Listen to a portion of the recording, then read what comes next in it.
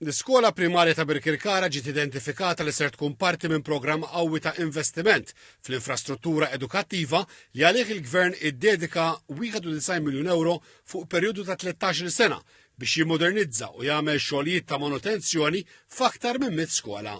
Il-Ministru għall-Edukazzjoni Clifton Grima iltaqa' mal-Kunsill tal-Istudenti tal-Primarja ta' Birkirkara, spjegalhom x'hemm maħsub għal din l-iskola u sema' il-fehmiet tagħhom dwar dan. Skola illi fi żmien illi ġej ħad benefika b'mod dirett minn dan l-investiment li laħħaq mal-5 miljun euro li se jara diversi faċilitajiet ġodda kif ukoll intervent strutturali ġewwa l-istess skola. Dr. Grima kompla jispjega li għall-iskola primarja ta' Birkirkara hemm maħsub proġett li joħloq ambjent modern, inklusiv u b'ambjent sostenibbli fost oħrajn b'installazzjoni ta' servizzi moderni, sistemi ta' sigurtà u arja kundizzjonata.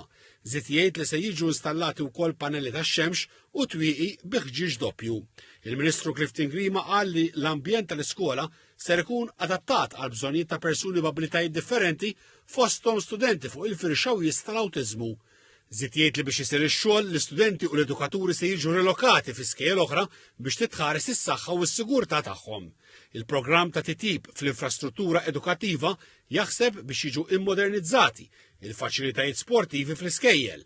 Il-Ministru għall-Edukazzjoni stqar li hekk se jiġru wkoll fl-iskola primarja ta' Birkirkara biex jiġi inkoraġġit l-użu ta' dawn l-ispazji għal varjetà ta' attivitajiet ta' tagħlim.